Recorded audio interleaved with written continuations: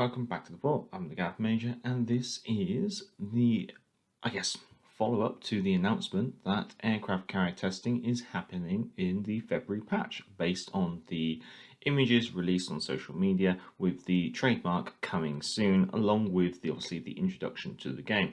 What is shown in the image is the Japanese aircraft carrier Rugio, which we know will be coming to the game at Tier 5 based on the aircraft carrier teaser trailer that we had in November last year. So what that also means is, if we interpret from that trailer as well, that also means that we'll be getting the Langley at Tier 3. Now, Tier 3 and a Tier 5, that matches up with what some of the community managers have been saying during live streams, that the aircraft carrier testing will be done at the lower tiers. It's also worth noting that they have confirmed that the aircraft carrier testing will be over a couple of weeks of the patch. So even though the patch is expected to be 5 weeks, the testing will be 2 to 3 weeks.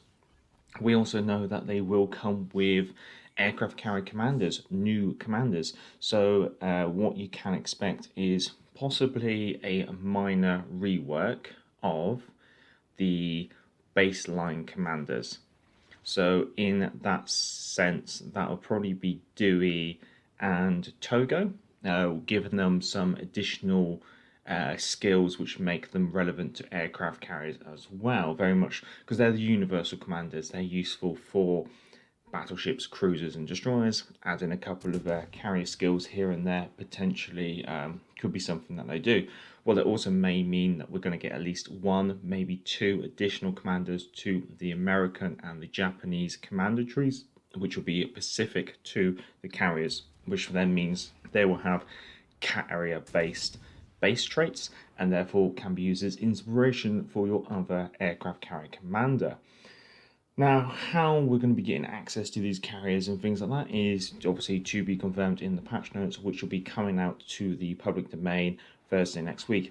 I'm not a CC, so everything that I'm doing here is based off of what I've been able to compile based on live streams and things like that, and also based off of some of the information from the PC, and also some of it is a bit of me sticking my finger in the air. So take some of this with quite a bit of a pinch of salt. Obviously the CCs do have the patch notes, and they won't be able to say anything, because if they say anything they will be removed from the CC program. So if you want to know more, please don't ask, because what you're trying to do is incredibly unfair on the CC, if you get my point of view there. So basically I'm just here put my finger in the air. So we know the Langley, we know the Rugio, they're coming Tier 3, Tier 5 testing, a couple of weeks in the next patch. Going over the ships, looking at some of the information provided by the PC, like pros and cons. From the Langley, we can expect that she's going to have large aircraft squadrons. That's kind of confirmed in the trailer. She did have quite a large number of aircraft in those squadrons that was shown. They were the dive bombers. I think that was shown during that trailer.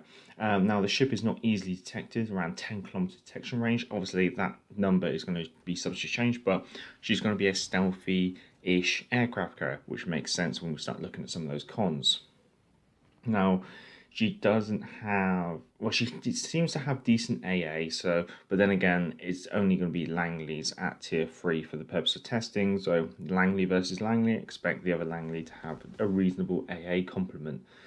Now, there are some comments here regarding rockets, but from the teaser trailer, we don't see rockets. From the teaser trailer, all we can see is you have high explosive bombs and torpedoes, which basically would imply that rockets and armor-piercing bombs and things like that are a bit further down the line. So I guess when these might be fully released, or maybe just for the purpose of testing, there's only going to be two types of weapons for your aircraft: high explosives and then torpedoes.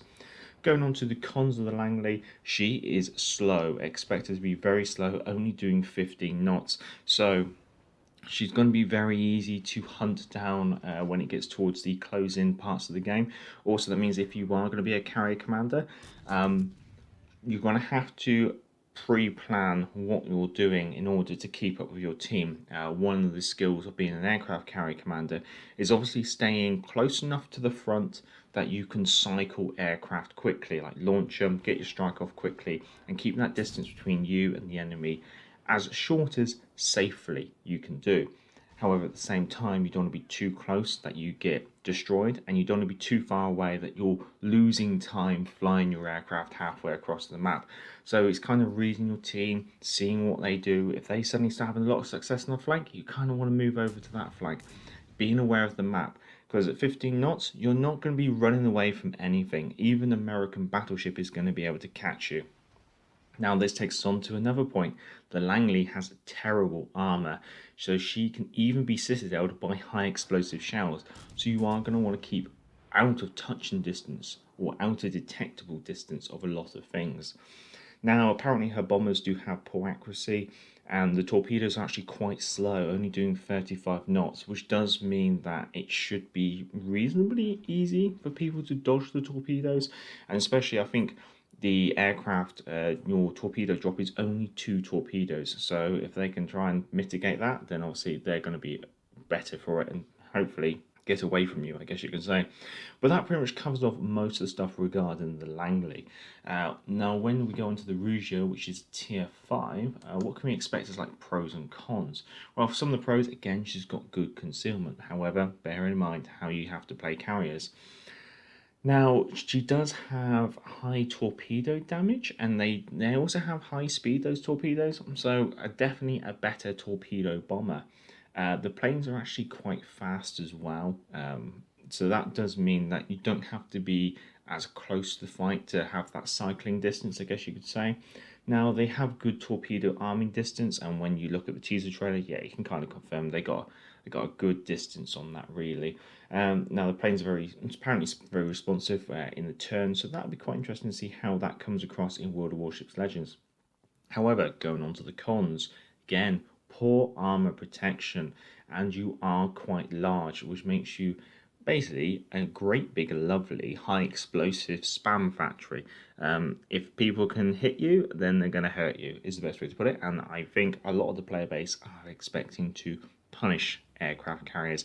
I'm sure that some people who've been requesting aircraft carriers have simply been requesting them simply so they can punish them. Also, the anti-aircraft rating on the Rugio isn't great. However, you are just looking at Rugio versus Rugio, but potentially you could say that aircraft could actually kill a Rugio, which would be quite interesting to see. Now, the aircraft are quite fragile, having quite low HP, so they might be quite easy to shoot down. And I think that covers off most of the stuff that we can kind of expect. Now, when it comes to how's this going to impact the game, well, obviously you now have aircraft flying around, they can spot things, they can torpedo things from any angle, so basically bow tanking in a battleship or something like that, it means your side's going to be exposed. Now, at the moment, it doesn't appear that they have a method of dealing with destroyers. On the PC version, the normal method of dealing with destroyers is rocket aircraft. From the teaser trailer, we don't appear to be getting rocket aircraft. So from a DD, the biggest threat from an aircraft is simply being spotted by them. So you're just going to have to be wary of where aircraft are operating. And you should see the aircraft before the aircraft see you. Now, furthermore, obviously, as a destroyer, your anti-aircraft rating is not going to be great. But one thing that I want to cover off across the entire lot of classes is that I'd, first of all, expect anti-aircraft stats back in the game. We need them back. I kind of wish they never removed them, because I always actually personally found them useful. Second of all, I'd say expect a massive anti-aircraft rework. The reason why I say that expect a anti-aircraft rework is because in the entire time that I've been playing the game since April 2019, the amount of aircraft that I've shot down isn't that high. You're usually walking away from a game having shot down 1, maybe 2 aircraft if you're lucky, and quite a few times there's an aircraft and you can't touch it, it flies over your ship about 3 or 4 times. So, and I play a lot of different classes. I play cruisers, battleships, and destroyers, all to varying effectiveness, I have to confess. However, they all have different anti-aircraft complements, and therefore you'd think a bit of a diversity, you'd see a decent number of aircraft being shot down. However, that number's not that great. I'm sure that you've all experienced it. You see an aircraft and it just keeps flying over you. You can't do anything about it. So what this could mean is that when you consider that these are going to be flights of, say, like 6 aircraft with attack flights of 2 aircraft coming down to drop torpedoes, you need to have a better chance of being able to shoot down at least some of these aircraft.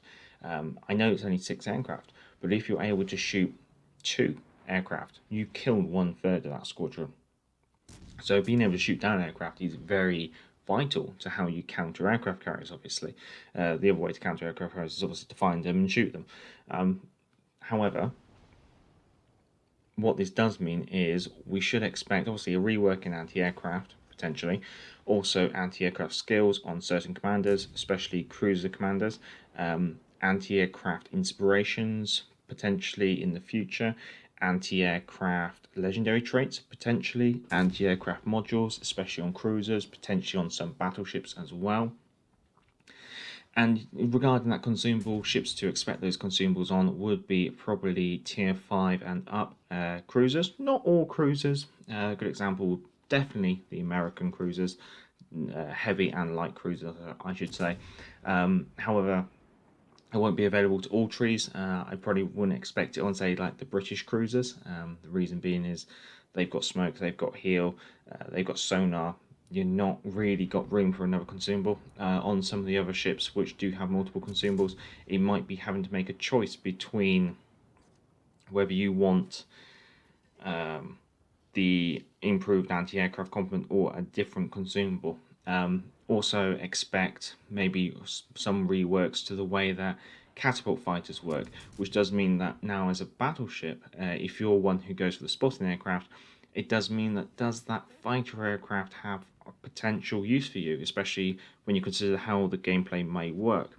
The reason why I say that is because at the start of a game, sometimes you end up with battleships reversing, battleships holding off, battleships heading towards the centre to try and snipe from the centre, and potentially what you could see is that by them isolating themselves from their supporting cruisers is that they've made themselves a beautiful target for an aircraft carrier, because an aircraft carrier can torpedo them without being attacked so much, because the cruisers are going to be the main anti-aircraft ships. Some battleships maybe, some destroyers maybe, but the cruisers are going to be the main ones. And so if battleships are isolating themselves, they're going to be obviously easy to pick off. They're going to be the first ones to pick off.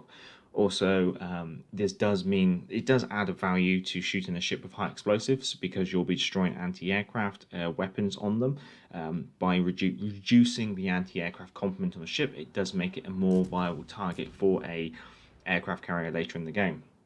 Now, in regards to destroyers and aircraft carriers, I think initially, I don't think destroyers have got too much to fear from the aircraft carrier directly, because it's only high explosive bombs, which you should be able to dodge potentially.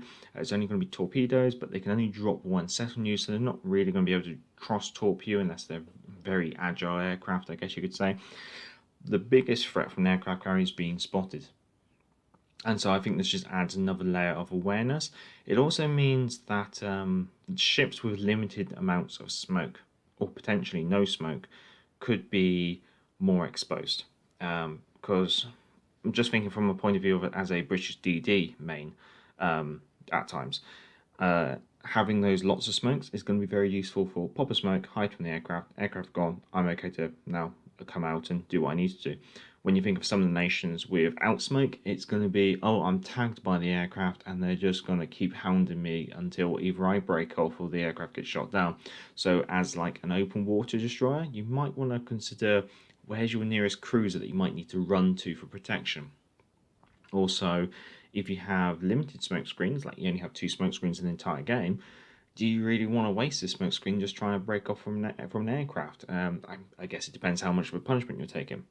In regards to cruisers, obviously, if you're a cruiser that likes to hide behind islands, potentially expect them to try and drop torpedoes onto your side. That's not against the island, like your exposed side, to try and shift you out. If you're an open water cruiser, then expect them to try and drop torpedoes and try and force you broadside onto the enemy battleships. If you're a battleship, just expect to get torpedoed and bombed. In all honesty, expect to be set on fire by high explosives, and then flooded by torpedoes. And expect maybe the aircraft, if you're a exposed battleship on your own, you haven't stuck with your cruisers, you have just dollied off somewhere, expect the aircraft carrier to keep coming back. Expect it to come in, drop torpedoes, set a flood in, force you to use your damage control. Then she'll, if she can, should try another torpedo dropping you with the same flight. If not, should take that flight back and should come back at you with high explosive bombers and try and set you on fire. So I think regarding damage controls on battleships, now I think if the carriers are quite harassing of battleships, you could now see damage control builds of battleships becoming more viable. I'm not saying they're not viable now. They probably are good builds, but they're not like go-to builds. They're more like a bit of a niche build. And I think if aircraft carriers do become a bit of a pain, especially to battleship players, expect damage control builds becoming more of a necessary in order to increase the reload speed of your damage control party. So that means if you do take quite a lot of damage, like tick rate damage, then you're able to actually get rid of it quite quickly. I think that's quite a lot of my speculations. I don't think I really want to add much more, and I'm sure this video has now dragged on and probably running out of material running around in the background. So I'll leave it there. If you have enjoyed this almost like open discussion, bit of a dive into what to expect and some of my thoughts, then obviously feel free to give it a thumbs up. If you enjoy this content, feel free to subscribe, and if you are already subscribed, I'd say thank you very much. Until next time, I'm the Gap Major, and back to the port.